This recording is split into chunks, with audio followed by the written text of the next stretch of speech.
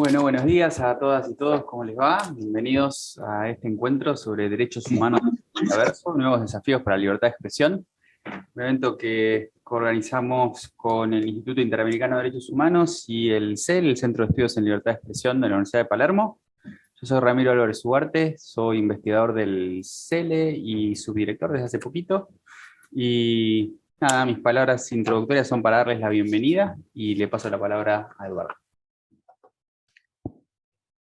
Bueno, muchísimas gracias a todos y todas, a los que están en la sala y a los que se están conectando de manera virtual. Muchas gracias por compartir este nuevo evento del Instituto Interamericano de Derechos Humanos que organizamos desde la Oficina Regional para América del Sur.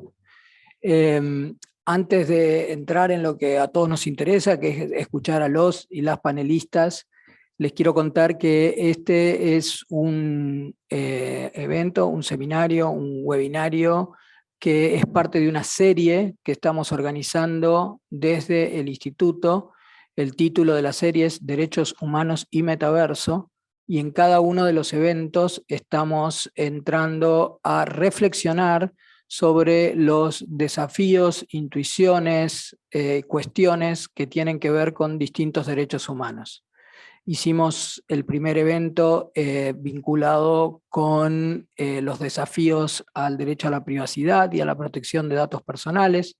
Hoy nos convoca hablar sobre metaverso y los desafíos que tiene para el ejercicio de la libertad de pensamiento y expresión. Vamos a tener un evento al que ya desde ahora quedan todos y todas invitados. El 10 de mayo va a ser también híbrido en Montevideo, Uruguay, y ahí de los derechos que vamos a trabajar tienen que ver con igualdad e inclusión. Y finalmente vamos a tener como parte de esta serie Derechos Humanos y Metaverso un evento en San José de Costa Rica durante la primera semana de junio con fecha a definir. Las invito también a mirar nuestra página de internet del instituto, donde podrán ver los distintos eventos que estamos realizando. Una breve introducción de por qué hacemos este tipo de encuentros o por qué hicimos esta serie. Tiene mucho que ver con que desde el instituto estamos trabajando los temas de tecnologías y derechos humanos. De hecho, tenemos un diplomado que cruza el derecho a la privacidad y las tecnologías, pero se viene hablando en distintos ámbitos periodísticos, espacios comunes, sobre lo que viene en tecnología, que tiene que ver con lo que algunos llaman el nuevo Internet, o el nuevo desafío para Internet, o la nueva forma de Internet, que es el metaverso. Y frente a las tecnologías novedosas o disruptivas, o que se vienen, siempre hay cuestionamientos desde el punto de vista de las regulaciones y de los derechos. Por eso decidimos desde el instituto, agradecemos particularmente también a Meta por el apoyo que nos está dando para las investigaciones que realizamos, y decidimos hacer esta serie de webinarios como yo les presentaba. Vamos entonces hoy a escuchar a 4 expertos y expertas que cada uno en su área nos pueden contar qué desafíos, qué cuestiones ven vinculadas con el gran título Derechos Humanos y Metaversos, enfocándonos en el derecho a la libertad de expresión. Lo que digo en esta serie es que no es un objetivo nuestro el llegar a conclusiones definitivas, por supuesto, ni tampoco tenemos como un objetivo, si aparecen, bienvenidos, pero no es nuestro objetivo hacer recomendaciones. Nuestro objetivo, antes bien, es reflexionar sobre los derechos y estas tecnologías, el metaverso, para ver qué cuestiones pueden tener que ver con el impacto a derechos humanos, ya sea positivo o negativo. Para ello, entonces, como les decía, vamos a escuchar en primer lugar, a María Julia Díaz Ardaya, que es directora de Políticas Públicas para los Países de Habla Hispana de América del Sur, de la empresa Meta. Luego nos va a ilustrar con sus reflexiones Paulina Gutiérrez, que es Senior Legal Officer de Law and Policy de Artículo 19 en Londres y fue oficial de Derechos Digitales en Artículo 19 México. Como ustedes saben, Artículo 19 es una de las organizaciones internacionales más prestigiosas por la defensa de la libertad de expresión.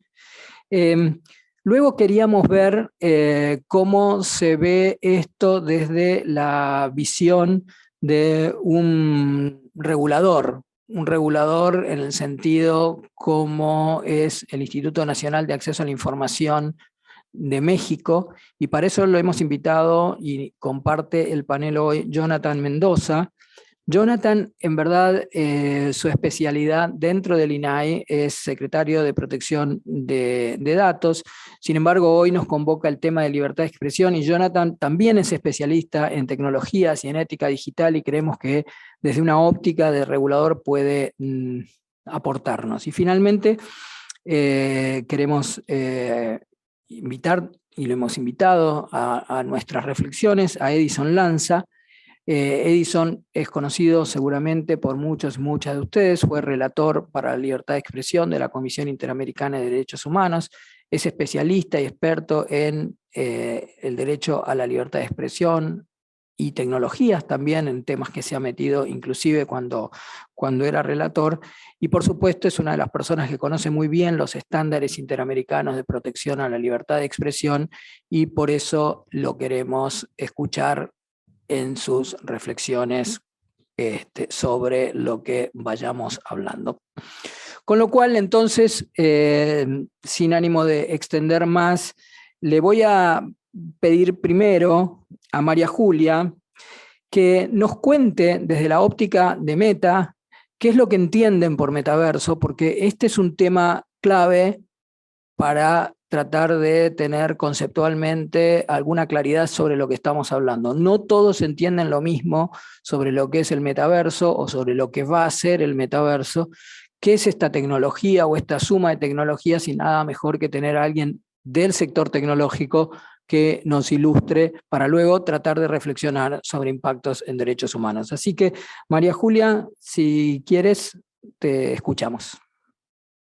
Muchas gracias, buen día a todos y buenos días a todos los que nos están escuchando ahora. Sobre todo quiero agradecerles a Eduardo y a todos los organizadores y a mis colegas panelistas por dejarme participar en este espacio que me parece tan interesante. Estoy acá para compartir esto que decía Eduardo, pero también para tomar nota, ¿no? Y llevarnos muchas ideas valiosas sobre cómo contribuir con esta evolución hacia adelante de la tecnología, que no solamente requiere esa mirada multiactoral, sino que finalmente es a partir de esa mirada desde donde yo creo que finalmente se logra encontrar una síntesis, ¿no? Un poco en sentido proyectivo entre aquello que creemos, entre aquello a lo que aspiramos, en lo que técnicamente va siendo posible y aprendiendo también a incluir en ese camino a las elecciones libres de las personas, ¿no? En el desarrollo de esos procesos que también entran como variables. Y lo interesante yo creo también en este punto es encontrar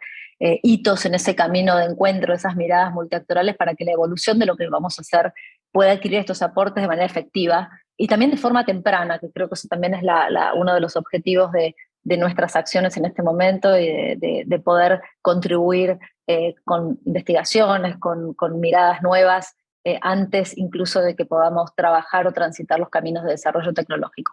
Pero bueno, me voy a entrar rápidamente a esto, tengo 10, 15 minutos creo, así que voy a tratar de ir rápido, me pongo segunda, tercera, cualquier cosa me avisa, me pongo quinta.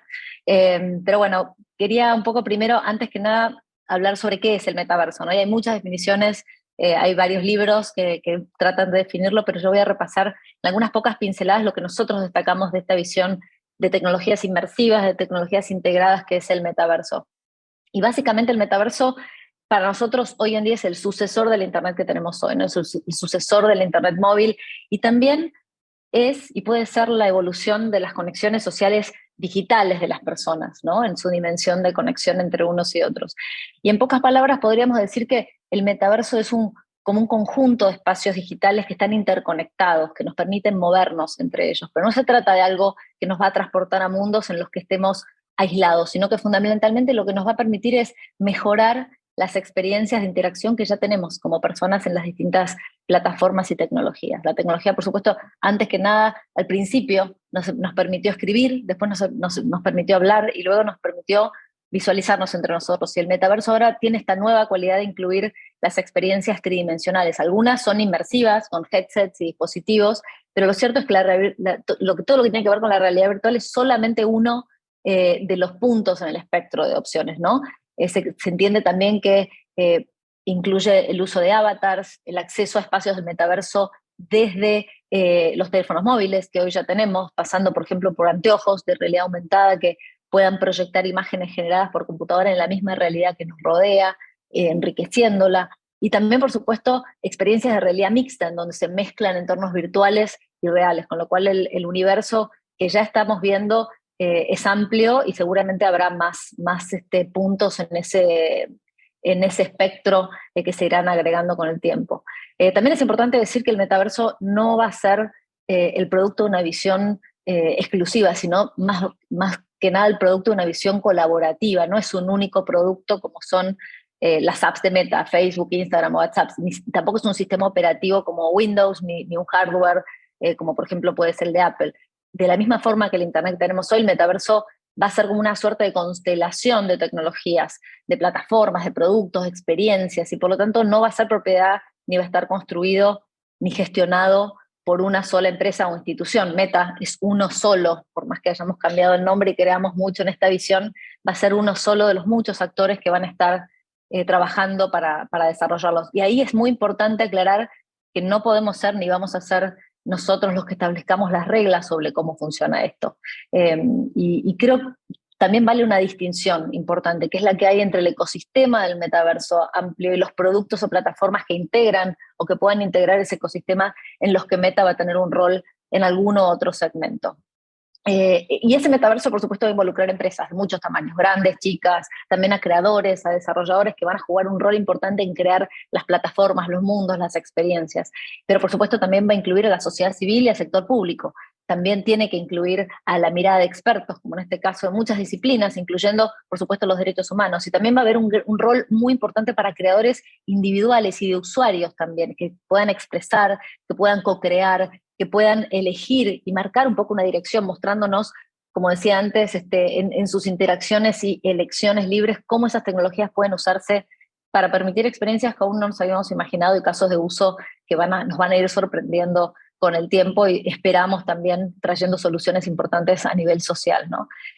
También quiero traer un concepto importante que tiene que ver con el concepto de interoperabilidad que tiene el metaverso, para que sea más que la suma de distintas partes. Las personas y los bienes digitales que se vayan creando en este espacio no pueden o no deberían, y creo que hay muchos incentivos para que no pase, quedarse atrapadas en el metaverso de Apple, ¿no? O en el metaverso de Meta o de Epic. El metaverso, en un metaverso que sea abierto, que sea interoperable, que sea interconectado. La idea es que esos espacios virtuales se conecten entre sí de manera significativa y eso requiere nuevos estándares, ¿no? Requiere normas, requiere especificaciones técnicas en las que nos pongamos todos de acuerdo, y eso solamente se puede acordar también en colaboración, con lo cual hay un camino de colaboración en las capas más subyacentes iniciales, ¿no? del metaverso. Y esto ya está sucediendo a través de distintos organismos, como por ejemplo uno es el Foro de Estándares del Metaverso, del que nosotros también somos miembros. Es un proceso muy interesante y que va a ser un poco la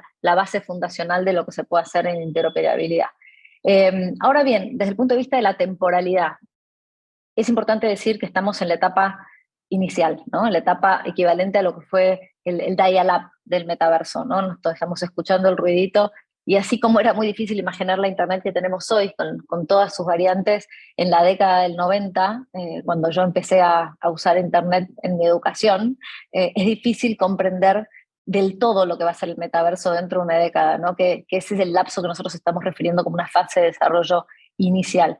Y de la misma forma que Internet móvil nos permitió trabajar, aprender y conectar con otros de maneras nuevas, menos limitadas, por la ubicación física, el metaverso va a llegar esto a otra dimensionalidad. No va a pasar, por supuesto, de la noche a la mañana este desarrollo, pero la verdad que una de las coincidencias que tienen todos es que su potencial de desarrollo en la sociedad es muy real. La otra cuestión que quería transitar un poco, porque me parece que a veces puede ser un poco abstracto, es bajar algunos ejemplos de cómo esto va a llegar a la sociedad, cómo puede llegar a la sociedad en casos de uso y sobre todo en materia de algunos beneficios, ¿no?, de ese desarrollo que también pueden ser nortes para empezar a explorarlo en sus etapas iniciales, ¿no? Particularmente, por ejemplo, en educación o en atención médica, los beneficios pueden ser inmensos, ayudar, por ejemplo, a estudiantes de medicina que puedan practicar por su cuenta técnicas quirúrgicas de forma inmersiva antes de llegar a un paciente real, y todos queremos que lo hagan por mucho tiempo.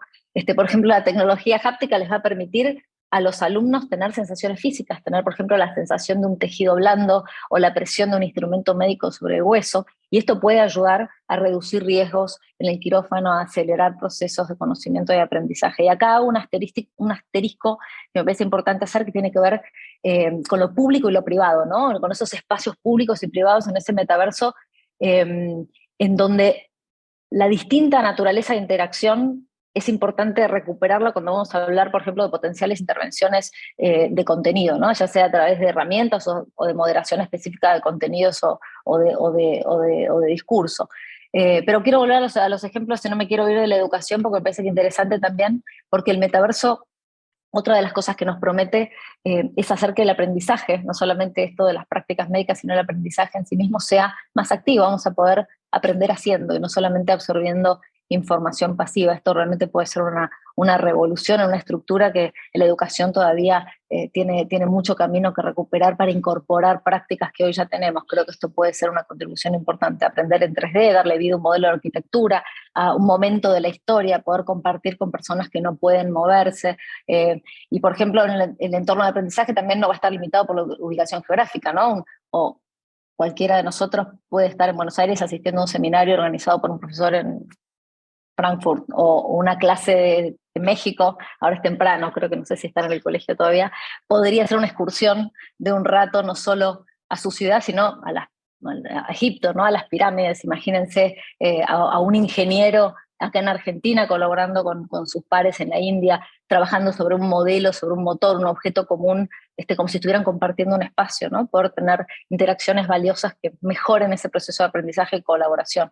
Porque la verdad, lo cierto, y acá creo que un poco la estructura detrás de esto, es que mucho del aprendizaje que nosotros tenemos es de base social, aprendemos de otros, de las experiencias de los demás, y esto se trata un poco de interactuar y discutir tanto como de absorber esos hechos. Pero esa sensación de presencialidad e inmersión que tiene este metaverso de algunas de estas tecnologías es este diferencial, ¿no? Y si bien la tecnología es nueva, la investigación recién se está iniciando, la evidencia que ya hay hoy en día es muy prometedora. Hay estudios que muestran cómo la realidad virtual puede mejorar una variedad enorme de resultados de aprendizaje. Ahí también creo que es valioso como aporte, incluso para cuestiones de innovación pública en los estados, ¿no? Un poco hablando de esto que decía del rol. Pero no me voy a quedar más en el tema de educación, sobre todo porque ahora creo que, a ver, sí, ya está.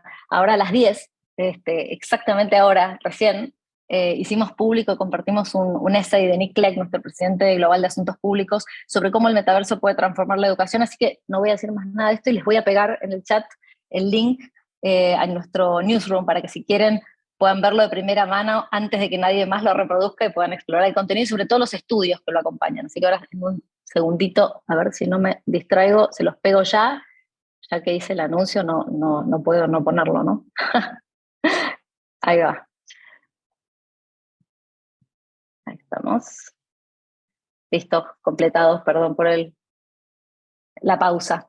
Bueno, repasando como entonces, se trata de mejorar experiencias y de traer los beneficios del mundo en línea a nuestra vida diaria, y no se trata de reemplazar de ninguna forma el contacto en persona. Pero por supuesto hay muchas dimensiones de ese impacto social positivo y cómo nosotros lo estamos pensando, cómo Meta lo está pensando. Nosotros estamos también construyendo este metaverso para que sea algo de lo que miles de millones de personas puedan beneficiarse. No solamente es del uso concreto de tecnología y de cómo transiten nuestros actuales y futuros productos vinculados con el metaverso, sino desde hacer accesible el conocimiento necesario para desarrollar este ecosistema. Por ejemplo, en América Latina lanzamos varios programas de entrenamiento en realidad aumentada que son gratis para que el conocimiento empiece a achicar brechas de escala ahora mismo, y no como un pensamiento, una corrección de brechas después, ¿no? Que es que venga después de un diagnóstico. Queremos que ese conocimiento ayude verdaderamente a derribar barreras, a expandir derechos, que ayude a incluir, y la verdad es que sin duda en nuestras sociedades en América Latina hay muchas barreras todavía por derribar, y sobre todo cuanto más inclusivo sea ese desarrollo, cuantas más voces, cuanta más diversidad haya entre los creadores que tengan acceso a ese conocimiento, va a ser mejor la manera en la que se van a poder ejercitar y promover los derechos, no solamente el de expresión, sino muchos otros, y esto es algo en lo que nosotros creemos.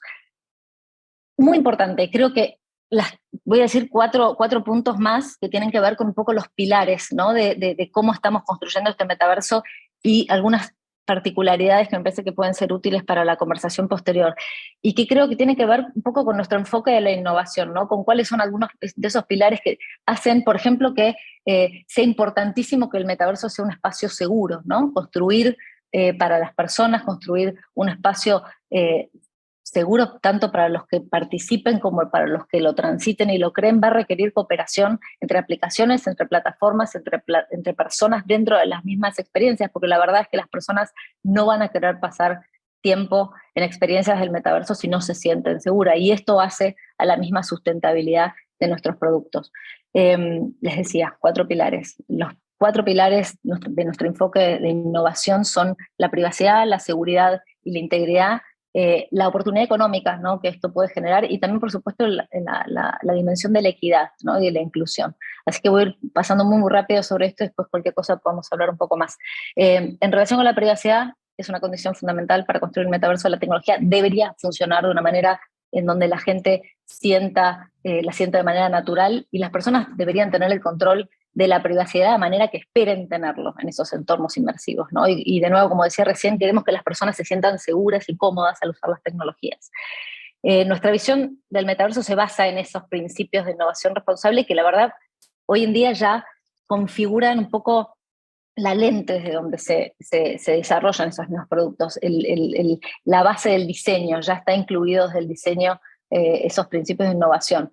Tenemos investigaciones específicas para contribuir a que esto se pueda incluir desde el punto del desarrollo. Construimos productos con prácticas que tienen minimización de datos, que tienen limitación de propósito.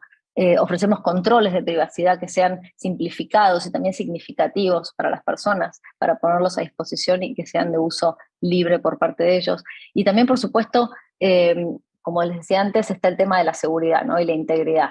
Nuestros productos empoderamos a las personas con herramientas. Por ejemplo, les doy algunos ejemplos muy concretos que hoy tenemos en Horizon Worlds, como la habilidad de establecer un límite personal del espacio, activar un modo silencioso, bloquear o remover dentro de la plataforma para que las personas puedan transitar eso de forma segura. Y también tenemos, por supuesto, herramientas que puedan monitorear esos daños o los daños que puedan ocurrir, porque siempre va a haber formas en que las personas puedan encontrar para burlar o para querer hacer conductas que sean dañinas, lamentablemente. Y tenemos, por supuesto, señales de comportamiento predictivo, información de los reportes de los usuarios, en donde hay una gran tarea, tanto en el mundo 2D como en esto, de trabajar en lo que es el reporte de los usuarios, por supuesto, contenidos y señales en nuestros espacios públicos para prevenir y para responder esos daños.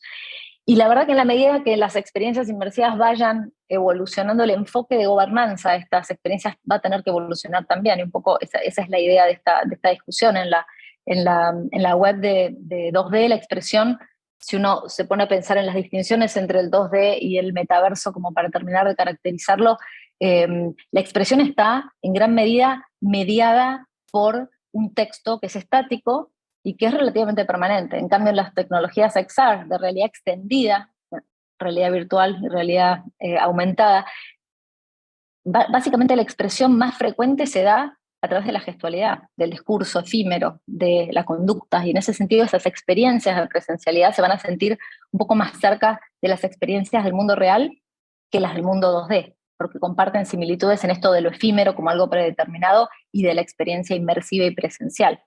Por eso vamos a darnos cuenta de que las normas que se aplican en redes sociales no necesariamente van a ser aplicables acá, porque son naturalezas distintas de interacción. Y las normas que existen en el mundo físico son generalmente las normas que deberían existir en el mundo virtual. Por ejemplo, en espacios públicos o abiertos en el mundo físico, las personas esperan normas, esperan reglas, esperan estándares un poco más sólidos que en espacios restringidos o cerrados, como su casa, como la casa de su mejor amigo, un espacio con sus amigos que sea privado, donde tienen más control sobre lo que puede ser hecho y en donde hay esos consensos de lo que se puede decir en ese espacio. Y acá viene el ejemplo típico del bar, que seguramente ya lo escucharon, en donde nos encontramos con la libertad de expresión y de acción de las personas que nos rodean. Y es lógico pensar que hay una expectativa de conducta, pero también es lógico pensar que quien está más en capacidad de tomar medidas inmediatas sobre una acción es el dueño del establecimiento, el dueño del bar, con, por supuesto, el acompañamiento de normas más amplias que puedan ir rigiendo esa convivencia y establecer un parámetro más amplio. En lo que es intervención en contenidos, desde el punto de vista de contenidos, que es un poco lo que estamos hablando hoy, creo que por eso en este punto, con estas diferentes capas de interacción o de creación dentro del metaverso, los desarrolladores y especialmente los creadores posiblemente sean los que estén más cerca de los usuarios y por lo tanto pueden estar como mejor equipados para poder dar una solución o crear una solución desde el funcionamiento de cada uno de esos espacios, entornos virtuales, que sea natural a ese esquema y que sea transitable por los usuarios, ¿no? Sin, por supuesto, descartar que tenga que haber normas más amplias, códigos de conducta que se puedan co-construir. Por eso, cuando hablamos de esas particularidades que nos podríamos encontrar en las diferentes capas del metaverso, estamos, de nuestro lado, por lo menos estamos convencidos de que tendría que haber un esquema de cogobernanza, ¿no? de estos espacios, pero por supuesto esto es algo que está en movimiento. Y en línea con eso quiero recuperar de nuevo la distinción entre lo público y lo privado, ¿no? En una sala en que se está compartiendo conocimiento para la educación de cirujanos, en una sala entre amigos de familias, la instancia más pública del bar o un evento artístico, esta doble dimensión de las distintas aristas sobre lo público y lo privado. Por otro lado, también mencionaba si el podés ir tercer pilar. cerrando porque estás un poquito pasada de tiempo, así. Lo hago más rápido, poco quinta. Los otros dos que me quedaban mencionar tenían que ver con las oportunidades económicas, que involucran a creadores, empresas, a desarrolladores y a los usuarios de todo el mundo que están usando estas tecnologías. Y la verdad es que es difícil predecir el impacto económico, pero hoy en día hay estudios que nos dicen que si el metaverso evoluciona como lo hizo la tecnología móvil, vamos a poder contribuir o va a poder contribuir el metaverso más o menos aproximadamente en un 5% al PBI de América Latina. Esto es un equivalente de 320.000 millones de dólares. Es una economía adicional creada interesante, sobre todo desde el punto de vista del potencial inclusivo que esto tiene, ¿no? Y eso me lleva al último punto que tiene que ver con la equidad en el acceso. Y creo que hay algunas características importantes acá para mencionar que tienen que ver con esto de cómo estos espacios van a reducir el vínculo entre ubicación y oportunidad, van a ampliar el acceso a la información, van a focalizarse en el aprendizaje también de grupos históricamente marginados y también abrir al trabajo, ¿no? a la oportunidad de como una comunicación creativa que sea de vanguardia, que incluya a más personas. La verdad es que en todo, y creo que esta es la guía central y lo que hoy nos convoca, que tiene que ver los derechos humanos, tiene que ver con esto, ¿no? Con cómo podemos mantener a lo largo del proceso de evolución y de desarrollo a la persona del centro, ¿no? A la persona del centro de la escena, desde la perspectiva de derechos, desde la perspectiva de sus propias elecciones, porque podemos hablar en el vacío, pero después las personas eligen usar ciertas experiencias, usar ciertas herramientas. Creo que hay que tener esa mirada simultánea para que el desarrollo tenga sentido, sea efectivo y tenga todas estas dimensiones importantes que nos importan a todos hoy acá. Así que bueno, yo acá termino y les agradezco de nuevo por estar acá, por dejarme estar acá, por escuchar y por aprender de todos ustedes y empiezo a tomar nota. Gracias. Bueno, muchas gracias, Juli. Perdón que te interrumpí, pero tenemos 3 oradores más y seguramente va a haber preguntas.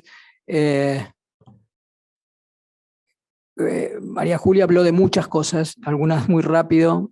Aclaro, este evento queda grabado, así que se va a poder ver de nuevo, se va a poder reflexionar de nuevo, como todos los webinarios que estamos llevando adelante desde el instituto, y también entiendo que el CELE. Interesante por 2 razones, el foco en algún punto que hizo María Julia sobre el tema de metaverso y educación, y cómo puede colaborar con educación. El otro día en un aeropuerto en Europa, en Bruselas concretamente, había un una publicidad, podemos llamarlo así, de metaverso, que decía algo así como: imagínese si sus hijos para estudiar a los dinosaurios pudiera caminar entre dinosaurios, ¿no? Entonces un poco eso es lo que proponía María Julia. Y vinculado con educación también tengo que decir, María Julia está en Buenos Aires, estaba invitada, iba a venir presencialmente, pero por un tema de educación del colegio, entiendo, un tema personal del colegio de los chicos, no ha podido estar presente acá con nosotros. Ella hubiera querido estar también presencial en la mesa y soportar el fastidio del moderador que le diga que tiene que ir terminando.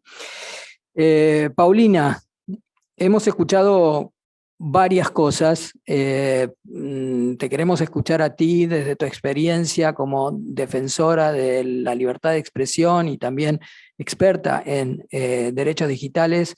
¿Qué reflexiones te merece estas ideas, estas cuestiones que nos trae hoy María Julia o que venimos leyendo sobre el metaverso? Así que, Paulina, en 10, 15 minutos, tus reflexiones, desafíos, lo que nos quieras contar.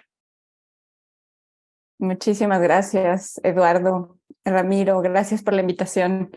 Sí, creo que mi intervención va a responder o reaccionar a varios de los puntos que María Julia ya plasmó. Porque creo que es clave pensar desde la lógica de que está en una etapa temprana de desarrollo. Y esto también nos permite, tal vez, puede ser tentador pensar que los desafíos van a ser nuevos, pero cuando lo vemos desde la perspectiva de la libertad de expresión, me parece que no son tan novedosos, sino tal vez van a ser más complejos. Pero esto no significa que no sea una oportunidad. O sea, es más bien, en lugar de verlo como una complejidad difícil de responder o mirar, sino verla también como una oportunidad, porque el hecho de que estemos en una etapa temprana de desarrollo del metaverso significa que podemos aprender de todo lo que ya ha sucedido a lo largo de las últimas décadas en el desarrollo de la tecnología y el ejercicio de la libertad de expresión. Entonces, yo quisiera tocar 4 puntos que son justamente, van a conectar de alguna manera con lo que ya se mencionó. Y el primero creo que tiene que ver con cómo plantear el diseño del metaverso. O sea, cuando hablamos de que estamos en esta etapa temprana, no podemos dejar de pensar quiénes son los jugadores, las empresas que continúan concentrando el desarrollo del metaverso. Y este es un tema central que sigue pendiente y sigue en la discusión en el tema de libertad de expresión. Es decir, como pocos jugadores, pocas empresas son quienes cuentan con la capacidad, el recurso y el interés para desarrollar. Y esto es importante desde la perspectiva de libertad de expresión porque definen las reglas y definen de qué manera se termina diseñando los espacios y las reglas para esa interacción. Ya aprendimos que todo lo que sucede en el sentido del diseño de infraestructura, en el sentido de diseño de las plataformas, cómo suceden y cómo va evolucionando con el tiempo en respuesta a las interacciones sociales y en los comportamientos de las personas. La concentración de pocas empresas diseñando el metaverso significa que van a ser reglas que necesitamos contemplen lo que ya se aprendió, pero también cómo vamos a asegurar que exista una diversidad de opciones y que no simplemente sean pocas empresas las que definan estas reglas. Por eso es cuando hablamos de concentración, hablamos de posiciones dominantes, hablamos de cómo podríamos llegar a utilizar las herramientas de anticompetencia o de competencia, lo que se llama competencia más justa, para que de alguna manera sea una construcción más colaborativa, ¿no? Hablando de que el ejercicio de la libertad de expresión pues digamos que puede ser florecer y respetarse de mejor manera cuando existe una diversidad de actores contribuyendo a las mismas. Y esto lo menciono también porque ha sido una herramienta que en los últimos 5 o 7 años ha sido también una herramienta para mantener control en el desarrollo de tecnología, pero también en la posición dominante de varias de estas empresas. Es cómo podemos utilizar otras herramientas que también funcionen para la protección y el respeto de los derechos humanos en el desarrollo de la tecnología. Ahora, esto obviamente me lleva a un segundo tema que tiene que ver con los esfuerzos regulatorios. Creo que este desafío del esfuerzo regulatorio ya venimos de una ola muy, muy fuerte y que creo que ya va a ser muy difícil contener en términos de cómo vamos a regular y en qué términos se tendría que regular el ejercicio de la libertad de expresión y el funcionamiento de las plataformas y la tecnología para respetar y garantizar el derecho a la libertad de expresión, o por otro lado, para restringir, bueno, u otra manera, contener lo que se le llaman los daños que se están ocasionando por diferentes discursos, diferentes fenómenos, entre otros. Y yo creo que esto tiene una relevancia para el metaverso, porque por lo menos desde las experiencias que ya existen y que están surgiendo en algunas regiones, digamos en Europa, la Comisión Europea ya ha dicho que ya no va a permitir que el metaverso vuelva a ser como el viejo oeste, ¿no? Se dijo, esto ya no vamos a permitir que eso sea de la misma manera. Tenemos mucho interés en que todo lo que ya sucedió en este sentido no se repita en el metaverso, y esto va a impactar definitivamente cuál es el enfoque regulatorio. Si bien ya mencioné que puede existir una lógica y una noción de que tal vez las reglas de competencia funcionen, lo cierto es que los contenidos van a terminar también impactados dentro de este esfuerzo regulatorio. Y hasta la fecha, como hemos podido ver, no nada más en las legislaciones, pero también en cómo los roles de las cortes han jugado en la definición del alcance y la protección de la libertad de expresión en línea. A mí me parece que la reflexión sobre qué significa en el sentido previo al metaverso, los criterios de escalabilidad y alcance han sido determinantes para justificar tal vez en cierta medida algunas regulaciones. Si bien esto no se ha materializado de manera como generalizada, estos dos criterios me parece que han sido permanentes y son como una tendencia que opera en esta lógica. Estamos hablando estamos hablando de cuál podría ser este criterio al cual nos vamos a enfrentar cuando estamos hablando de regulaciones y cómo tendrían que comenzar las discusiones. En este sentido, tal vez este criterio que tendríamos que empezar a considerar es esta sensación o la cercanía a la presencialidad, ¿no? Es decir, ¿cuál podría comenzar a ser ese criterio desde el enfoque legal y regulatorio? Las personas, los estados y otros actores, grupos, incluso defensores de derechos humanos, comiencen a utilizar para llamar a medidas más restrictivas, a medidas o a restricciones y una modificación incluso de algunos estándares que ya existen en términos de protección de la libertad de expresión. Esa es una reflexión que me parece importante tener, porque si bien contenido algunos esfuerzos, como lo dije, con la escalabilidad y el alcance, va a ser muy importante tener en cuál va a ser ahora el criterio que se intente utilizar para justificar. Esto me lleva al siguiente tema, que tiene que ver con algo que mencionó María Julia, que es el tema de seguridad. Como ya hemos visto también el desafío en términos de que las empresas se enfocan en que exista un ecosistema de seguridad para las personas usuarias de sus servicios, ha generado también una noción que no es jurídica, pero que comienza a plasmarse en las legislaciones o en intentos regulatorios. Y es decir, esta noción de que las personas deben sentirse seguras al interactuar en estas plataformas, los usuarios, las usuarias deben comportarse de cierta manera, entonces existen reglas propias para lo mismo. El asunto es que cuando comenzamos a ver plasmados estos conceptos en las regulaciones o en iniciativas, comienzan a ser desde enfoques mucho más enfocados a contenidos que pueden ser, por lo menos desde el enfoque de la libertad de expresión, legítimos o protegidos por la libertad de expresión, contrario a lo que se está permitiendo, se va a comenzar a restringir dentro de estos espacios. Entonces, cuando estamos hablando del concepto de seguridad, me parece que este es un desafío que vamos a tener, que ya tenemos hoy en día, con los temas de libertad de expresión y las restricciones en línea, en términos de contenidos, pero que va a venir también reflejado en el metaverso, porque por lo que hasta ahora hemos visto, es uno de los ejes centrales, y María Julia ya lo plasmó, ¿no? Este es un pilar para las empresas que están diseñando el desarrollo del metaverso.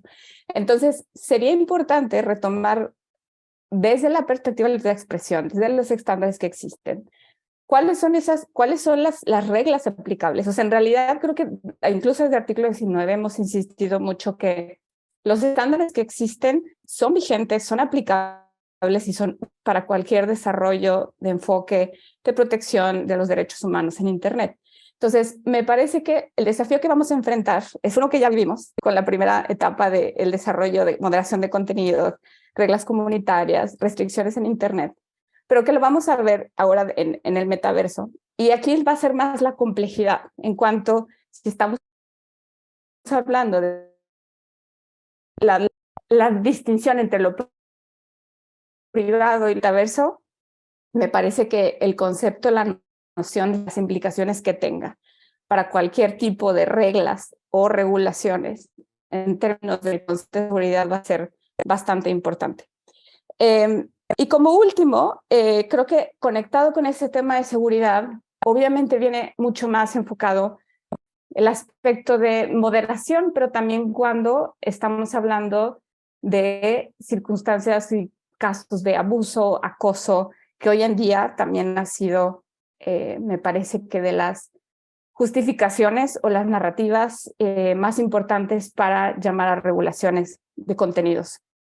Y al hablar de este tipo de conductas, María Julia ya lo mencionó, ¿no? O sea, el creador de cierto espacio o el proveedor de servicio de cierto espacio en el metaverso tendrá que definir de qué manera puede asegurar que la persona no esté sujeta a acoso o que, bueno, el usuario o la usuaria. Es decir, me parece que las manifestaciones que estamos viendo ya en las redes sociales y en las plataformas que estamos acostumbrados a usar el día de hoy van a trasladarse a estos espacios en el metaverso, y esto va a generar también, puede llegar a generar también, no nada más unos enfoques restrictivos hacia lo que puede suceder y no puede suceder en el metaverso, pero que también va a requerir de un balance muy importante en términos de qué significaría una circunstancia de acoso, que ya existe, ya hay varios casos que existen claramente de cómo mujeres están siendo ya acosadas por estos avatars y usuarios que están interactuando entre ellos, ¿no? Entonces, otra vez, nos estamos enfrentando a situaciones que suceden fuera de línea y que ahora se manifiestan en línea, y que las discusiones que estamos teniendo hoy en día sobre los temas van a ser importantes. No intentar llegar con una solución nueva, sino intentar aprender justamente lo que estamos viendo y lo que sigue sin solucionarse, o cuáles son, más que soluciones, lo pensaría como cuáles son esos enfoques necesarios para asegurar que la libertad de expresión sea respetada y sea considerada en el diseño de este metaverso. Porque al final, algo que también quisiera mencionar es que los esfuerzos por mantener estos espacios seguros y mantener el diseño de estas plataformas o de estos servicios de una manera que permitan a las personas interactuar entre ellas en un sentido privado, lo cierto también es que habría que ver cuál va a ser como la reducción de la inversión que se haga en las plataformas que ya existen. Es decir, si se ve una tecnología, la nueva realidad, la nueva tecnología, las nuevas oportunidades tecnológicas, ya contamos hoy con barreras para acceder a las tecnologías que existen. Y la inversión y el interés ahora va a comenzar a volcarse hacia el metaverso. Entonces, ¿cuál podría ser el desafío para la libertad de expresión que hoy estamos todavía en discusión e intentando averiguar cómo asegurar transparencia, cómo asegurar evaluaciones de riesgo, cómo asegurar muchas cosas sucediendo en las plataformas del día de hoy? ¿Cómo vamos a hacer para que no suceda un descuido o una reducción de inversión o incluso las personas que van a tener todavía más barreras para entrar al metaverso, o si no es el metaverso, para de manera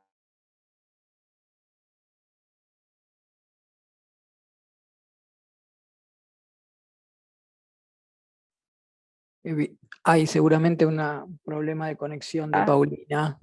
No sé si volverá. Como para terminar, le vamos a mandar un chat. Te perdimos por un minuto, Paulina, cuando estabas terminando. ¿Me escuchan? Por las dudas. Ahora te escuchamos bien.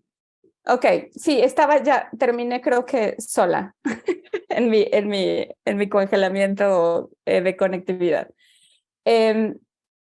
pero creo que la idea final para mí sería cómo poder asegurarnos que este diseño de unos nuevos espacios tecnológicos, todas esas personas usuarias que todavía no acceden a las que existen, y cómo vamos a asegurar que la protección y el respeto a la libertad de expresión vaya a cumplir con las protecciones que tenemos el día de hoy, y ante todas esas tentaciones a continuar restringiendo en la lógica ya sea de seguridad, en la lógica de una visión más expansiva de la privacidad, entre muchas otras cosas. Entonces ahí les dejo estas reflexiones. Muchas gracias.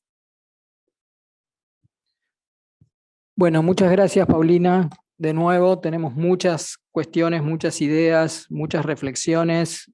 Me gusta cómo estamos aproximándonos a estos temas desde un punto de vista más bien reflexivo, que nos llamen la atención. Esta idea del lejano oeste era una idea también que se planteó con los inicios de Internet, y que estaba todo por regular y que se iba a regular y demás. Ya calculo que muchos de los que están aquí o que están acompañándonos virtualmente tienen preguntas. Las preguntas las vamos a hacer en el chat, y eventualmente las voy a ir moderando yo si tenemos muchas preguntas. Así que vayan poniéndolas en el chat de este encuentro. Hay dos cuestiones que cruzan lo que decía María Julia y lo que dice Paulina. María Julia en algún momento habló sobre la colaboración entre empresas y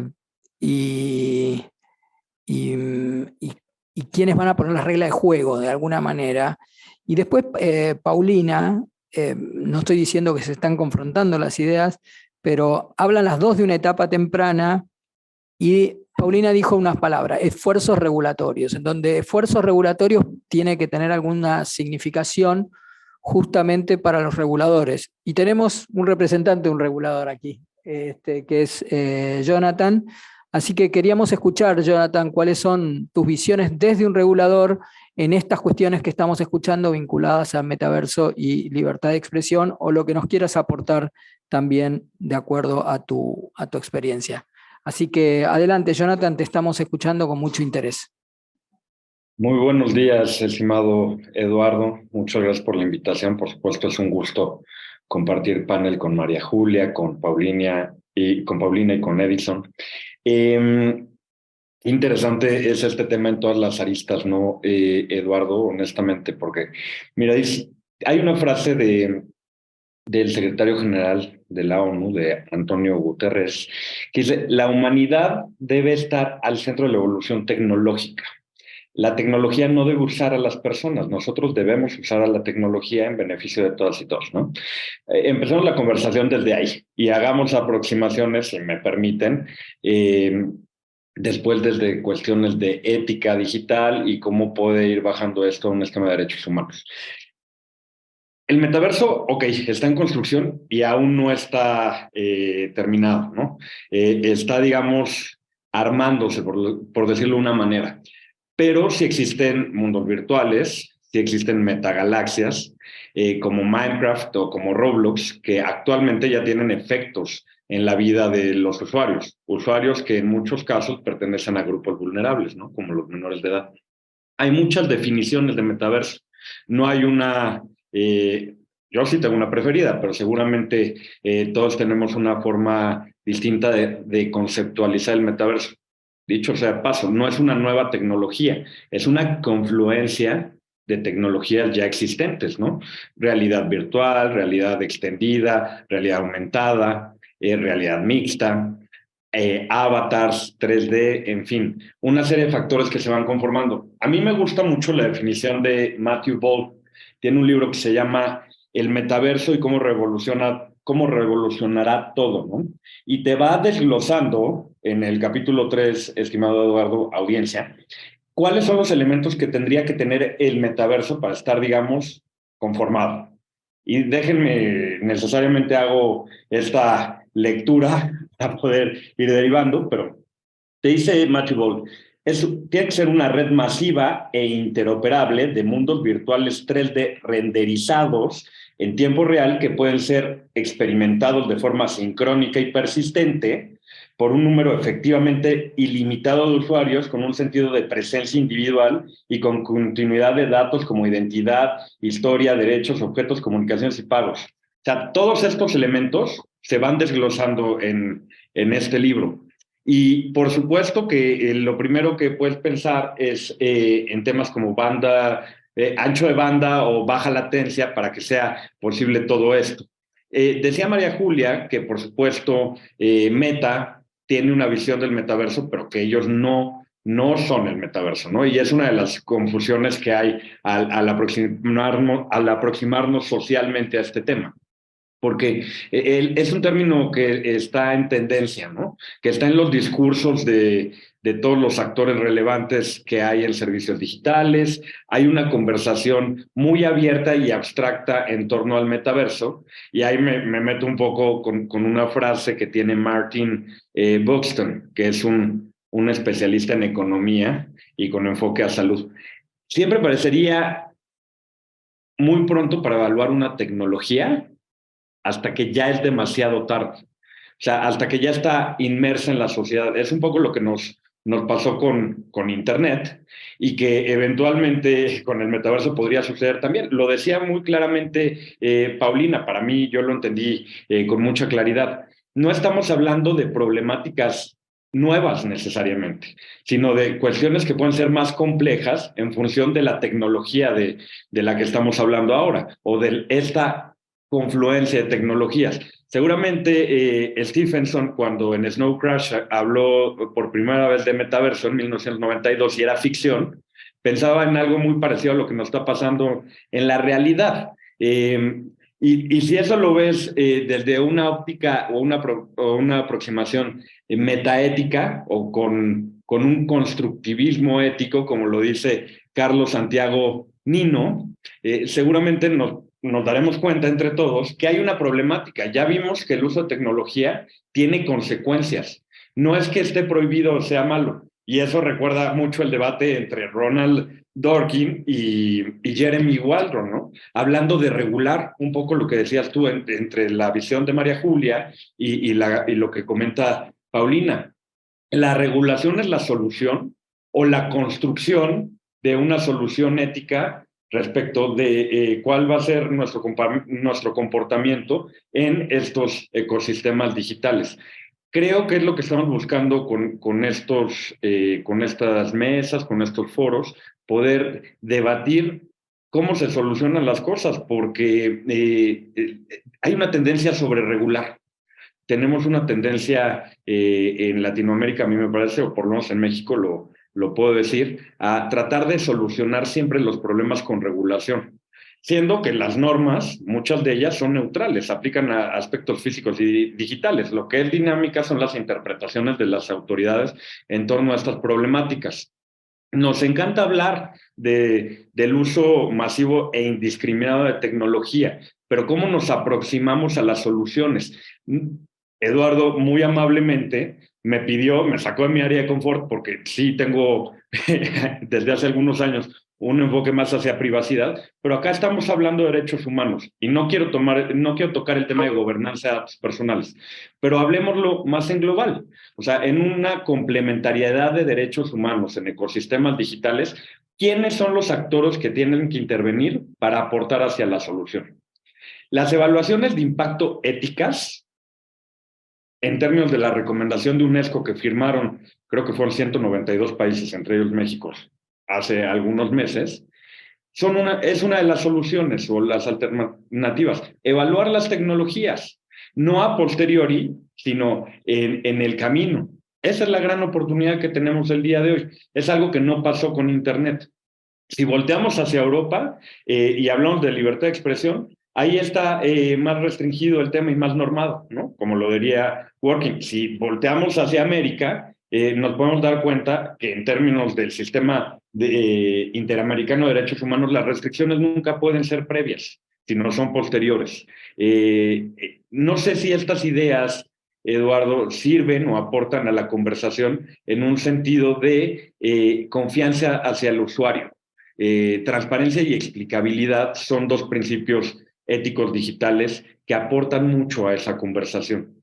¿Qué información tomo tuya y cómo la voy a utilizar? Desde luego, el desarrollo algorítmico tiene un sesgo que todos conocemos, pero el enfoque de seguridad y privacidad al momento de desarrollar algoritmos sí puede aportar un poco hacia la solución, porque esa discriminación o sesgo que hay en el algoritmo y en la inteligencia artificial también va a ser uno de los problemas que vivamos en el metaverso.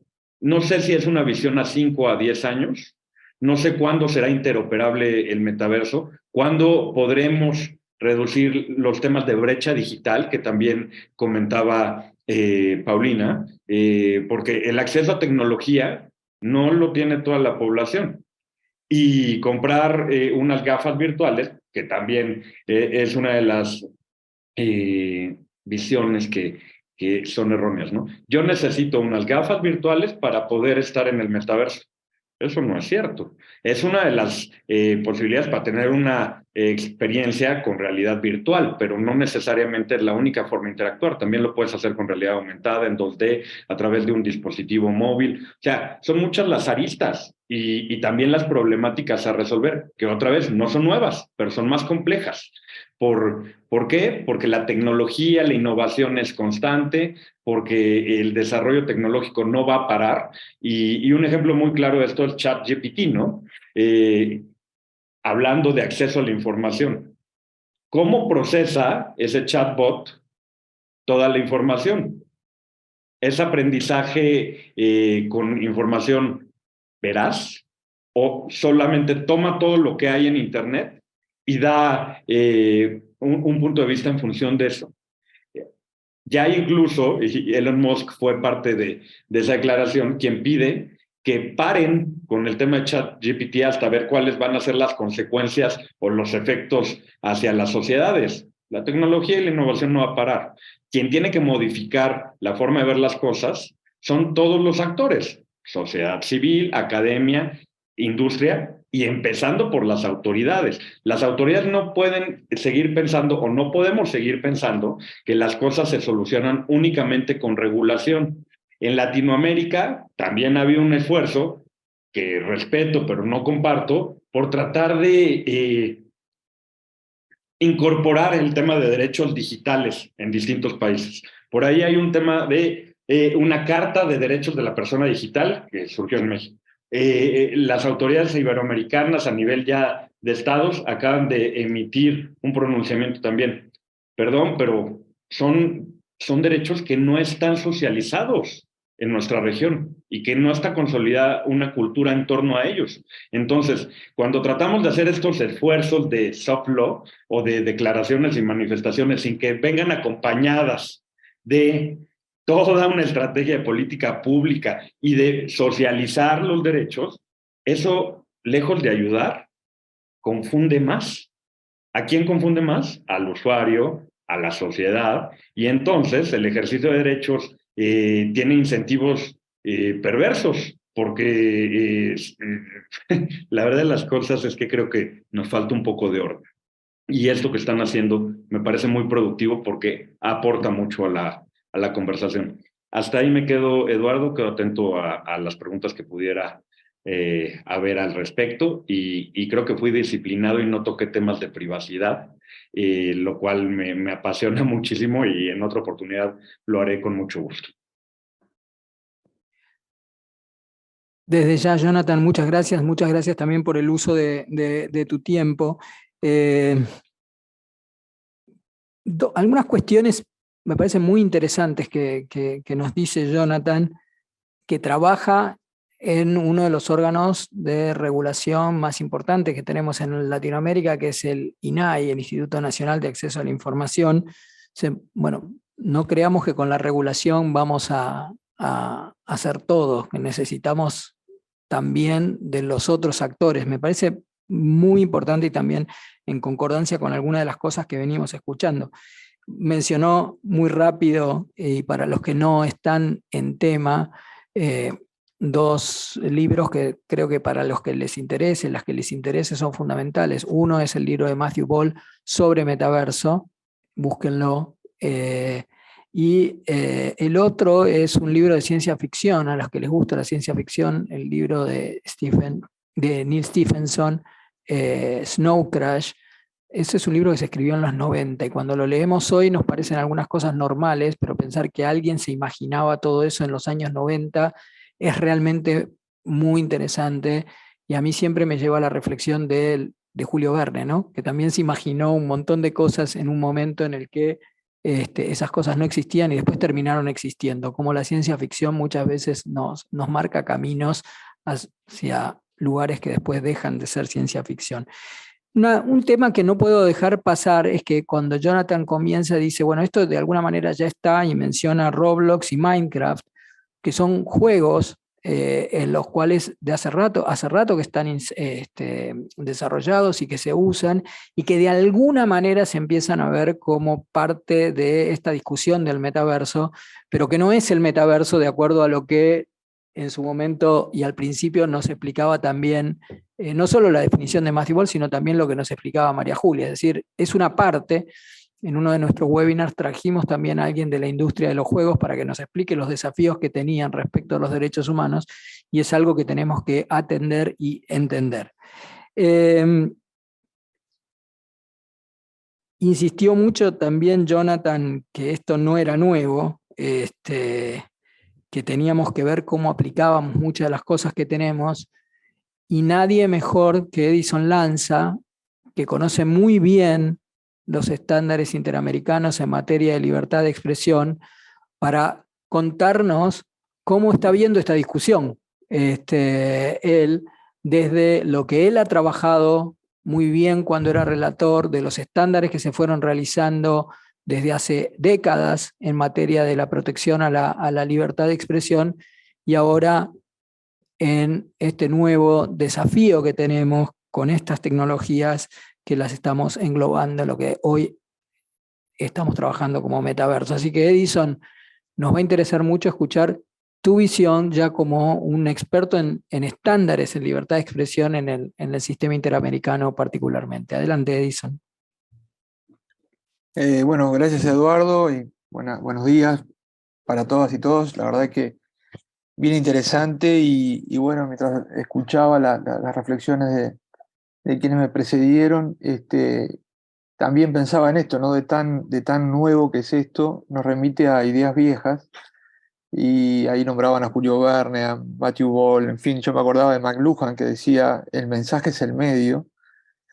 Y yo creo que este desafío que bueno, el metaverso plantea nos remite a McLuhan de nuevo. Él decía, el mensaje es el medio porque de alguna manera entendía que los medios de comunicación eran extensiones de la mente y del cuerpo físico, y que para entender los fenómenos de comunicación, en aquel momento él trataba de explicar la televisión, todavía ni siquiera internet, pero había que pensarlos así, ¿no? Como extensión de la personalidad, ¿no? Y en este caso, este conjunto de tecnologías que están confluyendo y que van a permitir lo que ustedes mencionaban, ¿no? Espacios virtuales nuevos, que participemos desdoblados de nuestra personalidad, incluso con bueno, avatars o de manera digamos, anónima o enmascarado en otro, en fin, toda esta situación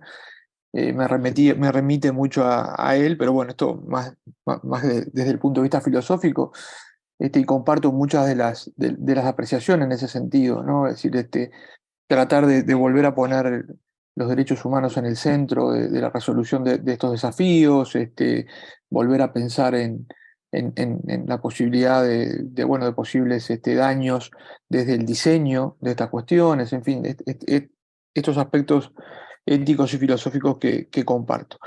Pero bueno, para no irme de tema y lo que me pedía de alguna manera que abordara Eduardo en esta intervención, Yo creo que desde el punto de vista bueno, de los derechos humanos y de la libertad de expresión en particular, este nuevo espacio digital o donde confluyen distintas tecnologías, como ustedes mencionaban, fui tomando nota de lo que ustedes dijeron, pero básicamente creo que nos remite a temas de acceso, o sea, cómo vamos a proteger o a promover un acceso amplio y universal, teniendo en cuenta que el derecho a la libertad de expresión y las libertades asociadas tienen un carácter universal y las barreras de acceso siempre han sido un asunto de preocupación para el sistema internacional o el derecho internacional de los derechos humanos, y en particular del Sistema Interamericano de Derechos Humanos. De su primer informe sobre Internet y libertad de expresión, uno de los grandes capítulos es garantizar el acceso universal. Entonces creo que ahí hay que pensar todo un desafío que esto presenta por bueno, los aspectos de conectividad, los aspectos de hardware, los aspectos de alfabetización digital, ¿no? Es decir, donde ya no solo son, además los grupos históricamente vulnerados, también pienso ya en los que entramos en edades más grandes, y cómo, digamos, los adultos mayores, etcétera, cómo digamos, establecer o establecer parámetros o principios para que no quedara fuera, para que nadie quede atrás en ese sentido, ¿no? Un segundo capítulo tiene que ver con la protección de la libertad de expresión y ahí creo que hay que pensar en estos nuevos espacios. Por ahí Julia creo que decía, María Julia decía, bueno, son espacios privados.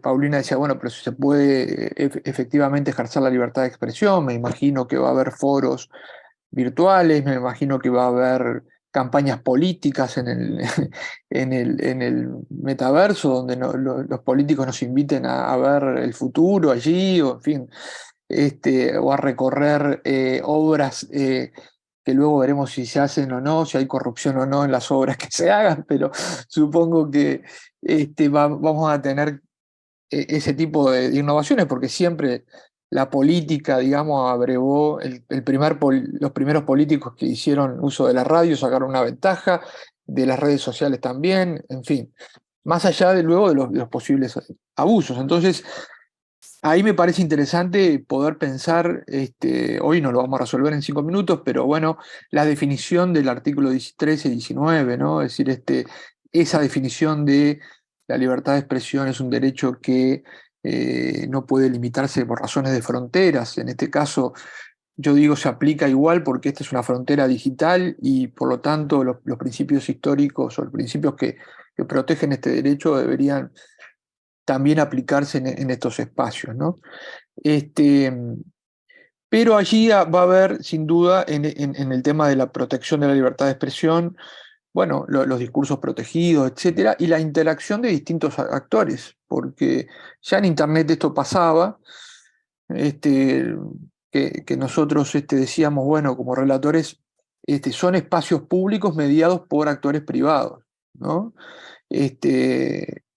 Algunos serán privados en un espacio privado, sin duda, porque bueno, habrá una sala de estudio, en fin, podemos decir, pero va a haber también, como decía recién, espacios públicos donde se invita a la población abiertamente a participar de una recorrida virtual, etcétera, de un meeting virtual. Y por lo tanto, yo creo que ahí van a tener que interactuar la regulación estatal y la regulación privada que hoy ya tenemos, ¿no? La famosa frase o el famoso, digamos, el tan manido dilema y aún no resuelto del todo sobre la regulación, la moderación de contenidos, que hoy es más bien, sí, sobre un texto más plano y sobre lo que se dice o los videos que se suben a una plataforma. Ahora vamos a tener que pensarlo en un espacio distinto, donde seguramente haya reglas que ponga la plataforma que ofrezca el espacio, el que convoca y también, obviamente, los estados, porque van a tener, sin duda, como históricamente lo han tenido, son los que ejercen la soberanía popular y por lo tanto, más allá de la discusión de hasta dónde y cómo regular, es una variable, digamos, que tenemos que tener en cuenta, ¿no? Luego, obviamente, veo aspectos de privacidad que también hay que abordar y que es uno de los pilares para ejercer los derechos y las libertades en general, la posibilidad de tener garantías para ejercer con un ámbito de privacidad, me imagino el periodismo, me imagino, en fin, otra cantidad de manifestaciones que requieren también un espacio de protección de la privacidad, por supuesto, digamos, el uso de los datos personales en esos espacios, en fin. Creo que hay también un desafío en ese sentido bien importante. Obviamente, digamos, esto llama a pensar en los nuevos temas y desafíos, ¿no? Bueno, esto de los avatars es asimilable a el derecho, digamos, a participar de un espacio de manera anónima, y por lo tanto hay que proteger también, digamos, al avatar como un sinónimo de la protección de la privacidad en algunos contextos represivos, donde hemos dicho que, bueno, en general la libertad de expresión protege el derecho a expresarse de manera anónima, obviamente con algunas restricciones legítimas que hay que regular de acuerdo al derecho internacional, ¿no? Y por supuesto todo el campo de las limitaciones y restricciones, que para eso, bueno, a mi juicio sigue siendo aplicable la protección de tres partes, etcétera, ¿no? Creo que también esto da para repensar o pensar el capítulo vinculado a la protección de algún modo, o a las garantías que tienen los propios intermediarios frente a posibles abusos que cometan terceros, ¿no? Porque bueno, si digamos la regla pasa a ser el anonimato, por ejemplo, se vuelve más complejo esta garantía de no responsabilizar a los intermediarios por los contenidos y las expresiones de terceros, ¿no? Porque bueno, seguramente sea más difícil de identificar un tercero que eventualmente abuse su derecho a la libertad de expresión o su derecho, y que incite al odio, etcétera, ¿no? Entonces, creo que ahí también se abre un capítulo de complejidades. Esto es una lista no exhaustiva, por supuesto. Y lo último, me parece importante, sí, dejar la reflexión de que bueno, de que estas cosas, y por eso me parece bien interesante cómo fue armado este panel, deben pensarse en un proceso y en una metodología, digamos, para poder irlas masticando y de algún modo generando estándares, ¿no? Es cierto que la tecnología va a seguir avanzando y vamos a seguir teniendo este tipo de desafíos, pero también es cierto que en muchos momentos de los últimos 20 años, en los cuales he trabajado en estos temas, de distintos ámbitos se ha reaccionado con una serie de estándares, ¿no?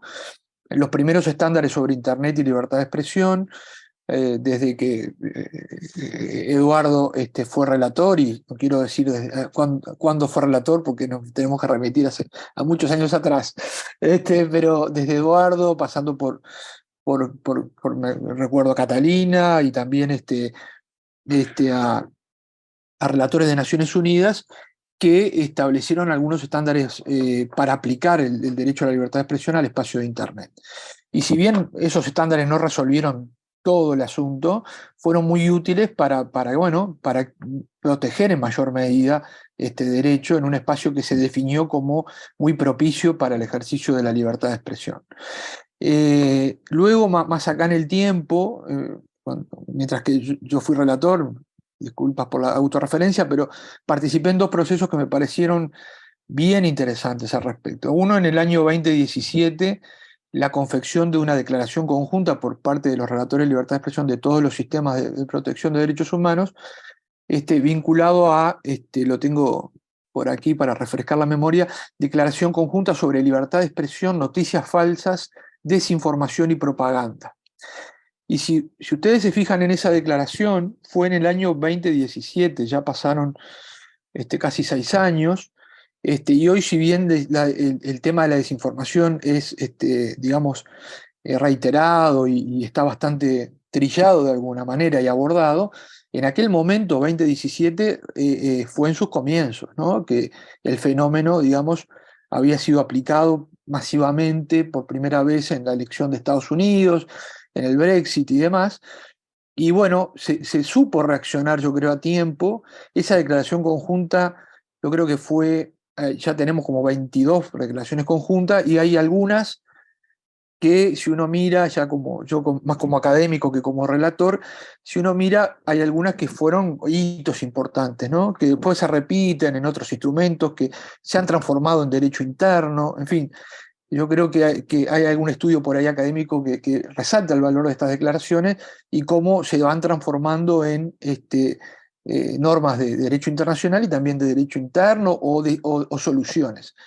Y yo creo que esta, en aquel momento, lo fue. De hecho, muchas plataformas adoptaron estas recomendaciones en su moderación interna y también algunos estados en su legislación, etc. Y fue de las primeras que tuvo recomendaciones para el Estado, para los estados que tenían influencia y tienen en Internet, para las plataformas, porque entendemos que las plataformas tienen una obligación también por el espacio, la concentración, la potencia que tienen digamos, y cómo median en el discurso público, de respetar los derechos humanos, y entonces se le hicieron por primera vez recomendaciones directas. En aquel momento nos dijeron que ustedes están locos, el derecho internacional solo obliga a los estados, pero luego muchas de las plataformas y del sector privado agradeció esas recomendaciones y se hizo usual y común que en los siguientes instrumentos se incluyera recomendaciones al sector privado. Entonces creo que ahí también, en la metodología de cómo trabajemos este tema, digamos, puede ser a través de declaraciones conjuntas, puede ser, por ahí también les iba a mencionar en el año 2019 una guía sobre desinformación y procesos electorales, que se hizo a pedido del Departamento de Democracia de la OEA y de la propia Asamblea General, donde participaron varias dependencias de la OEA, incluso la Relatoría y la Comisión, y también se convocó un panel de expertos donde estaba la academia allí, la sociedad civil, organismos electorales por la especificidad del tema, bueno, misiones internacionales, expertos en temas electorales, expertos en libertad de expresión y en desinformación, y se logró confeccionar una guía. Digo, me parece que ponía estos ejemplos que conozco bien de cerca porque este tema convoca, me parece, a esto, ¿no? A empezar a iniciar y a pensar en cómo generar estándares a partir de iniciativas o procesos, como se denomina multi-stakeholder, donde participen los distintos actores vinculados a este nuevo espacio, y donde tengamos, digamos, también la capacidad de ir generando algunos primeros lineamientos, ¿no? A mí me parece que las instancias internacionales de derechos humanos, ojalá recuperen, después de algunos ataques que hemos vivido en los últimos 5 años o 6, recuperen esa capacidad de generar lineamientos, de generar estándares, porque yo creo y soy optimista en eso, que si bien no solucionan todos los desafíos de estos mundos que se están construyendo, sí sirven para ir generando buenas prácticas. Por ahí, Eduardo, mi intervención. Bueno, muchísimas gracias. El tiempo ha corrido súper rápido. Tenemos algunas preguntas. Un tema que varios hablaron en este webinario y en el anterior de esta serie, que como les decía, estamos llevando adelante desde el Instituto Interamericano de Derechos Humanos, bajo el título grande Derechos Humanos y Metaverso, es el tema de los avatars. Y los avatars no son seres humanos, son creaciones digitales. Y la pregunta que varias veces surge es si los derechos humanos fueron pensados para proteger a seres humanos y los vamos a aplicar a los avatars que no son seres humanos. Lo dejo como una inquietud muy grande y no para resolverla ahora.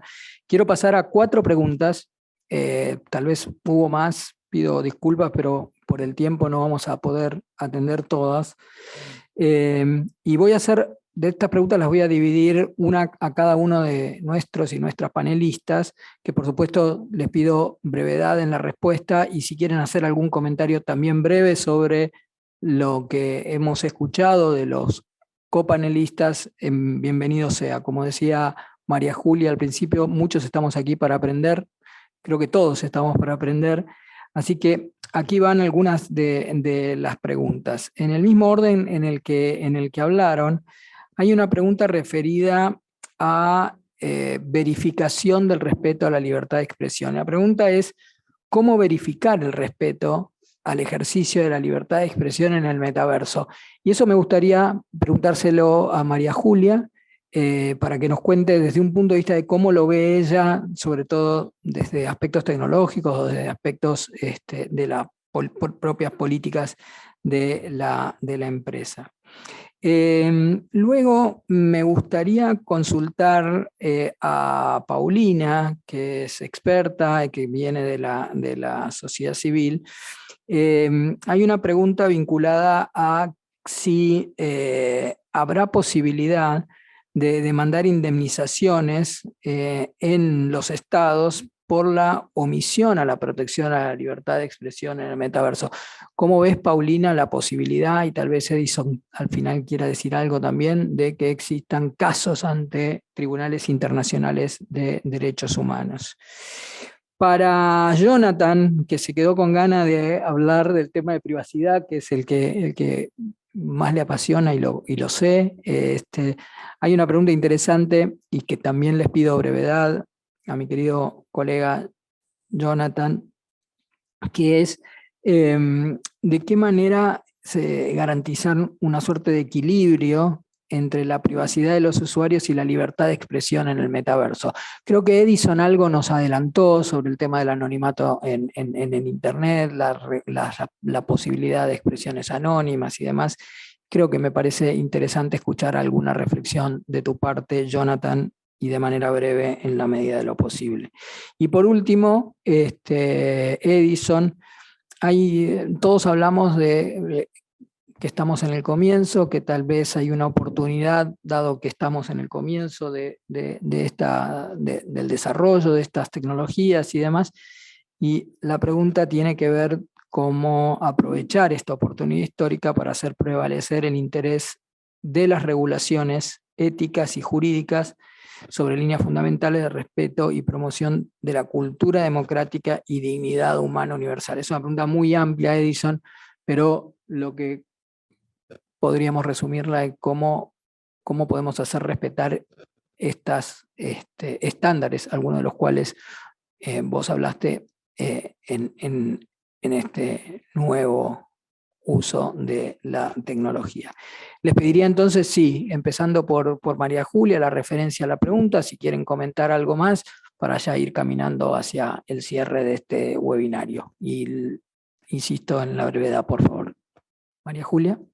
Gracias. Voy a tratar de ser muy, muy breve en el tema de la verificación. Creo que hay tres puntos acá. Uno que tiene que ver también con lo que dijeron los otros panelistas, por ejemplo, sobre el tema de la regulación, ¿no? Y mencionaban recién esta cuestión de la regulación restrictiva y los incentivos negativos que se pueden generar para esa restricción, que creo que es uno de los parámetros fundamentales que deberíamos proteger, ¿no? Para que en la construcción de la normativización no haya esas barreras que generen esa restricción, y creo que hay aprendizajes importantes y diálogos muy valiosos en este sentido para evitarlo. Y sí, por otro lado, hay políticas públicas que pueden propender a esa libertad de expresión, como por ejemplo aprovechar la capacidad del Estado, lamentablemente a veces desaprovechada en ejercicios muy intermitentes, de promover esa alfabetización digital que genera una ampliación de esa participación ética, de esos derechos de conciencia, de esos derechos, con lo cual en la parte de la regulación creo que pasa por ahí, ¿no? Evitar la restricción y sí aprovechar políticas públicas para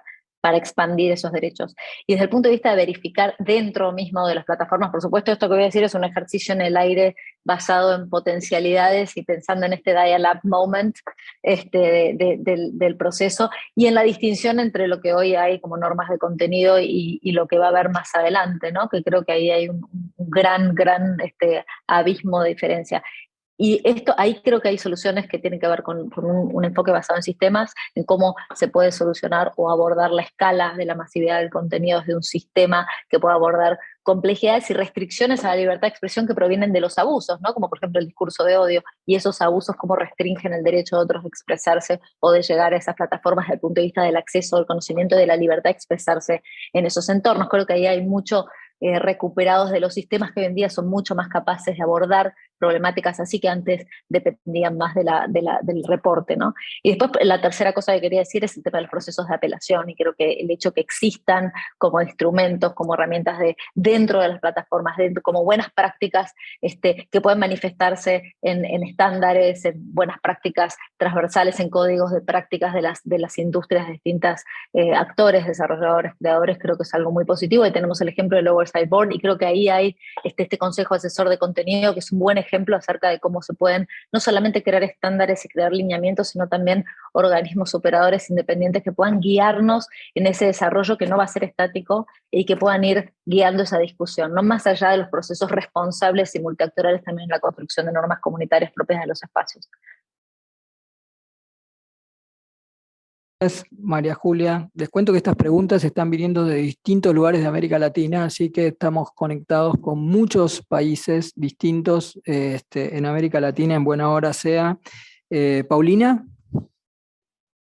Muy bien. Bueno, la pregunta de si es la posibilidad de demandar indemnizaciones por omisión a la protección de la libertad de expresión. Esto definitivamente nos lleva al tema de responsabilidad de empresas e intermediarios. Hasta el día de hoy, no es que las empresas no puedan ser sujetas a un juicio en materia civil o de otra naturaleza. Lo que sí sabemos es que, hablando en esta pregunta, es importante pensar a qué nos estamos refiriendo por omisión de proteger la libertad de expresión. O sea, es decir, cuando hablamos de omisiones o deberes de protección, tradicionalmente el derecho internacional habla de los deberes del Estado y de qué manera deben garantizarse. Cuando hablamos de empresas, ahí es donde, por lo menos en Latinoamérica, no tenemos un régimen claro que determine cuál es el alcance de la responsabilidad de una empresa, en este caso de tecnología. Es decir, existen regímenes que están siendo trasladados a nuestros países en términos de responsabilidad por contenidos de terceros, que este no sería el caso, o a menos que la omisión de protección se refiera a un caso, digamos, de discursos de odio o un caso de acoso en línea. Hasta el día de hoy no existe un precedente que nos permita decir que una empresa ha pagado indemnización porque omitió, digamos, remover un contenido ilegal, por decirlo así. Entonces, es decir, la posibilidad, para responder de manera simple, en términos de la posibilidad, me parece que para que eso suceda sería necesario que existiera un régimen que permitiera determinar ese alcance. Lo que sí es cierto y que es importante explorar es cómo este desarrollo normativo está sucediendo en la región y cómo puede generarse uno propio distinto a los que existen en Estados Unidos, que rigen naturalmente y por la influencia propia y el origen de las empresas, que rigen una regla bajo la cual las empresas no son responsables tanto por hacer como por no hacer, y es que aquí hablamos de omisiones. Pero lo importante que quiero mencionar aquí es, sí hay casos, y hoy en día se están discutiendo en Brasil, se están discutiendo en Estados Unidos, es más, ¿cuál es la protección constitucional del derecho a la libertad de expresión cuando una empresa hace o no hace en ese sentido? Entonces, me parece que la respuesta más fácil es decir, miremos a los desarrollos que están sucediendo en la región, pero veámoslos también a la luz de la importancia que tiene nuestra región, la amplia protección que tiene este derecho. Es decir, no verlo nada más como una medida que puede terminar en indemnizaciones, sino porque se está viendo en el sentido de garantizar el derecho desde un enfoque constitucional y un enfoque regional, pero también pensar desde la lógica de en qué momento se puede llegar a caracterizar la intervención o la participación de una empresa en grado y en el nivel de afectación que pueda tener. Para nosotros, desde los estándares internacionales, un nivel de afectación y relevancia tiene que ver con esas afectaciones que son graves y no necesariamente de un discurso que puede llegar a ser simplemente ofensivo o que puede llegar a ser lo que se le conoce como discursos de odio, hablando de ese caso. Pues la pregunta creo que nos puede dar para marcar muchísimos escenarios con distintos tipos de contenidos y manifestaciones y que incluso puede llegar también a plasmarse dentro de si una empresa restringió algún tipo de contenidos y entonces se entiende como nunca restableció el contenido y entonces es una omisión porque no protegió mi derecho. Entonces creo que es un poco complejizar el tema si me pongo a hablar de ejemplos, pero creo que para responderlo pronto creo que sí hay desarrollos jurisprudenciales y de discusiones legales muy interesantes sucediendo en la región que pueden llegarnos a horizontes donde podríamos asegurar la libertad de expresión y mirar de qué manera las empresas tienen algún tipo de reglas bajo las cuales actuar en nuestras jurisdicciones, que hasta el día de hoy no existen como tal. Ojalá esto haya ayudado a la respuesta, a la pregunta, perdón.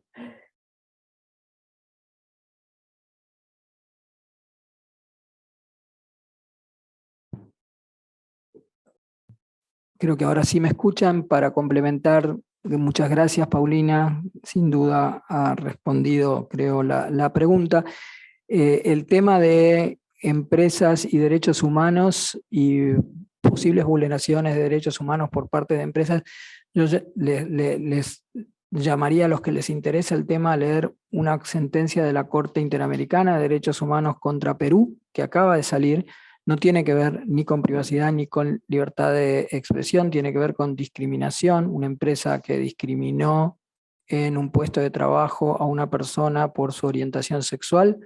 El caso terminó en el Sistema Interamericano de Derechos Humanos, terminó en la Corte Interamericana de Derechos Humanos, y ahí la Corte Interamericana hace una muy buena relación de cómo debe interpretarse esta situación de vulneraciones a derechos humanos por parte de empresas y cuál es la actuación que tiene que tener el Estado a los efectos de no ser condenado.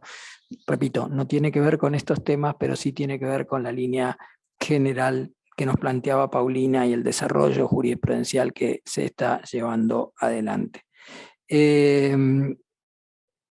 Insisto, nos estamos quedando sin tiempo, la discusión es muy interesante. Jonathan, ¿tienes la palabra? Gracias, Eduardo. Yo hablaría de complementariedad de derechos humanos, ¿no? Ningún derecho es absoluto, la libertad de expresión no lo es, la privacidad tampoco lo es, siempre requiere una ponderación. Por supuesto, si tú ponderas libertad de expresión con cualquier otro derecho, el equilibrio siempre va a ir hacia la libertad de expresión por cómo está construido nuestro sistema interamericano de derechos humanos, pero yo daría una respuesta rápida diciendo que ningún derecho es absoluto. La falsa elección, Eduardo, entre tecnología y privacidad o tecnología y libertad de expresión, citando un poco a Yuval Noah Harari, ¿no? No tienes que renunciar a tus derechos para utilizar tecnología. Tienes que buscar un equilibrio y un balance, y creo que es un poco o mucho de lo que estamos hablando en esta conversación. Y finalmente, ¿cómo vas a autenticar la identidad digital de las personas? Porque eso es lo que se garantiza, ¿no? La integridad de las personas. No se protegen los datos personales, ya haciendo mi cita final hacia datos personales o privacidad. Se protege a las personas, no los datos. ¿Cómo vas a autenticar identidad digital? ¿Cuántos avatars puedes tener en el metaverso? Puedo tener uno en Fortnite, otro en Minecraft, otro en Roblox. ¿Cómo eso, en temas de responsabilidad, también se va a hacer vinculante? Esa es toda otra conversación, citando un poco el tema de los avatars, ¿no? Por eso quería hacer esta última referencia. Muchas gracias. Muchas gracias, Jonathan. Y bueno, Edison, la pregunta era bastante amplia, así que podés explayarte sobre la pregunta o sobre alguno de los otros puntos que hayan quedado colgados, pero brevemente, por favor. Gracias, Edison.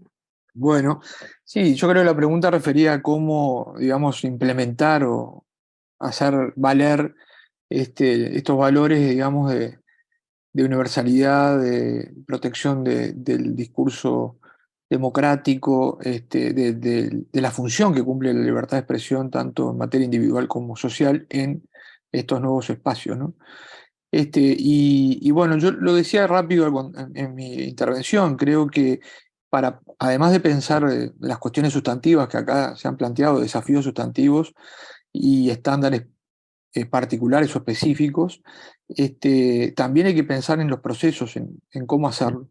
Y bueno, ahí hay una batería de herramientas a los que, digamos, se han ido también construyendo, ¿no? Y que no son una lista cerrada. Yo decía hoy, bueno, las declaraciones conjuntas de los relatores y relatoras de libertad de expresión es una herramienta bien interesante y durante los últimos 25 años ha servido para avanzar muchas veces en estándares en estos temas, vinculados a limitaciones de Internet y libertad de expresión, discursos de odio y libertad de expresión, diversidad, pluralismo, acceso a la información pública, abordaje de desafíos concretos como la desinformación.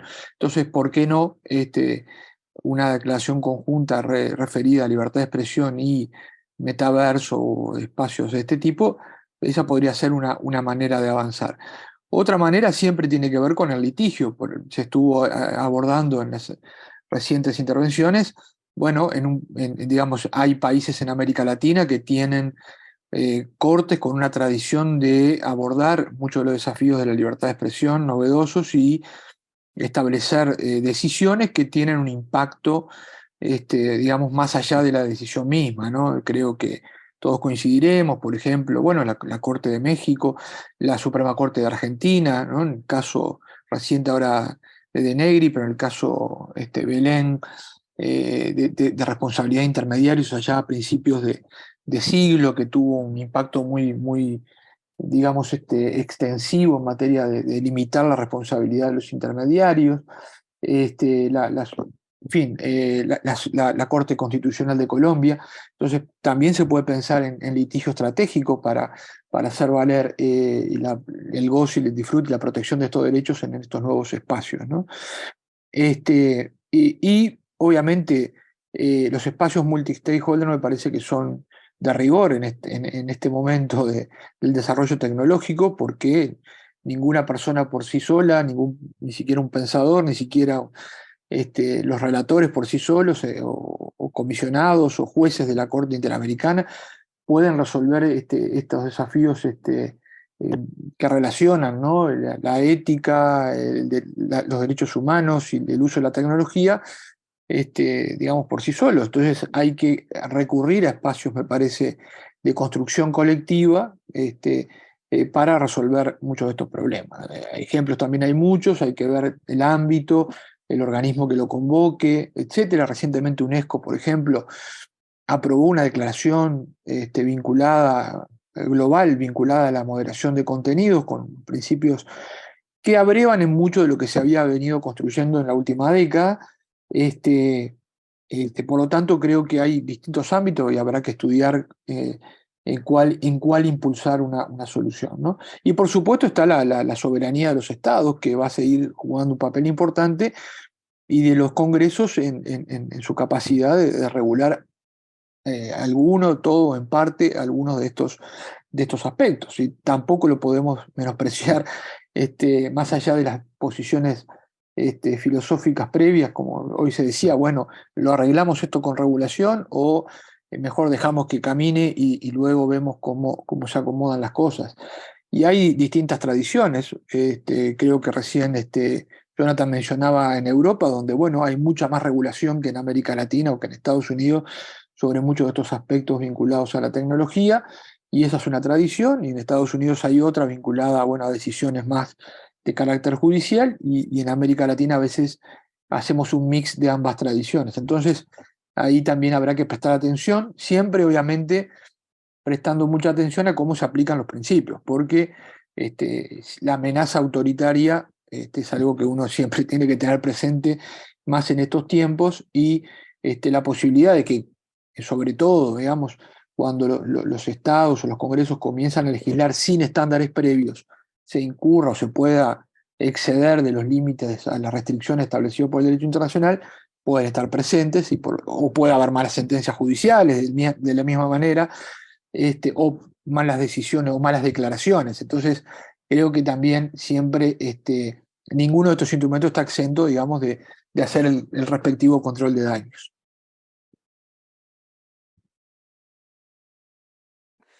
Bueno, muchísimas gracias. Hemos llegado al final. Creo que el objetivo que teníamos, que era reflexionar, plantearnos desafíos, plantearnos preguntas, ha sido cumplido plenamente. Quiero, antes de darle la palabra a Ramiro, agradecer a los que se sumaron a esta discusión de manera virtual, agradecer a quienes estuvieron aquí presencialmente. Una nota respecto de eso: terminado el evento, hay café y medialunas afuera para quienes quieran. Agradecer al Centro de Estudios en Libertad de Expresión y a la Universidad de Palermo por haber aceptado rápidamente en la coorganización de este evento, especialmente a la directora del CELE, Agustina del Campo, que por razones de su apretada agenda en distintos foros no pudo estar. A Ramiro, que nos está acompañando aquí en representación del CELE y va a hacer el cierre con sus comentarios de este webinario, y también a todas el personal del CELE y la Universidad de Palermo, a Josefina, a Nicolás, a quienes produjeron técnicamente que esto fuera posible. Así que repito, esta es una serie de webinars que estamos haciendo sobre derechos humanos y metaverso. El próximo es el 10 de mayo en Montevideo, va a ser presencial e híbrido. Ahí nos vamos a concentrar en otros derechos, el derecho a la igualdad, a la equidad, a la inclusión. En el metaverso, síganos por internet, por las redes sociales, para estar informados de ese próximo evento. Me voy muy contento de haber realizado esto hoy aquí en el CELE, al que me une una cariño muy especial. Y entonces, para el cierre, Ramiro, te doy la palabra. Gracias, Eduardo. Extenderle el agradecimiento a vos por haber pensado en el CELE para organizar este evento contigo, a los participantes. Me parece que voy a tratar de representar la voz de quienes quizás ingresan a este tema por primera vez. Me parece que resultó la discusión sumamente interesante y que claramente es un tema para seguir viendo. Yo lo pensaba, ayer me tocó dar en un curso una clase sobre historia de Internet, y lo que pensaba en esta discusión es que eso que uno vio en la década del 80 y la década del 90 respecto de cómo se fue generando Internet, parece estar replicándose aquí, con la diferencia de que hay otros actores involucrados. En ese momento fueron los académicos de las universidades de Estados Unidos, empujados por preocupaciones de las Fuerzas Armadas de Estados Unidos, quienes estuvieron detrás de imaginar cómo tenía que ser Internet y de diseñar los protocolos y las normas técnicas que le dieron forma. Y ahora claramente hay otros actores a la mesa, hay empresas que nacieron de Internet y que están construyendo, según prometen, algo nuevo, algo distinto. A mí todavía no me queda claro si es algo que va a reemplazar a Internet, si es algo que va a complementar a Internet, si es una aplicación que va a correr sobre Internet. Pero en el marco de esa incertidumbre hay muchas cuestiones para mirar, para tener en cuenta y para estar atentos, que tienen que ver con esto, con qué normas se van a crear, quiénes las van a crear y bajo qué principios. Y me parece que ahí hay mucho por prestar atención en algo que todavía no está escrito, que es el futuro. Muchas gracias, nos vemos pronto.